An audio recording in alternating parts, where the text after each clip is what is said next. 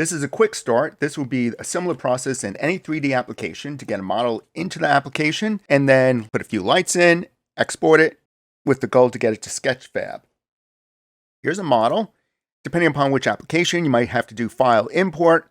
Some applications allow you to just drag that model into the scene. Wow, it's huge, but that's okay. To scale it down, there's usually move, rotate, and scale tools. Selecting the object, scaling it down. In Maya, pressing F key focuses in on the object. You'll find point lights in other 3D applications as well. You just have to find what menu does the point light exist. Create, lights, point light. You can think of point lights and omni lights as light bulbs just placed around the scene, illuminating in 360 degrees. I'm just going to copy this light. You could go through the same process of create lights, point light. I'm going to copy this light by cloning it and positioning it. I'm going to export all this by selecting everything, going under File, Export Selection. I'm going to call this Hand. I know, very clever name. Then I'll click on Export Selection. The next step is to bring this into Sketchfab. Click the Upload button. Then drag your model to that drop zone right here. Then click Upload Files. Give it a name. Friendly Hand. The next part is waiting for this to process. I clicked on free. This way, it doesn't cost any credits to put it up online. When it's done processing, click Save and Publish. This will be the URL. Copy it. And let's see the model.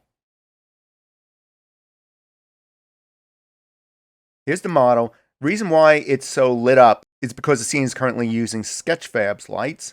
To dim this down a bit, we have to edit the properties. Click on Edit Properties.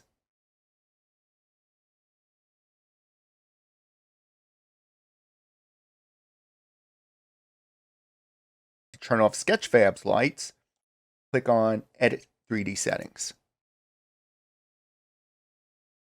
Take a note of the URL. If you add an edit to the end of your model, you'll be able to change the properties for displaying this model. I'm going to Lighting.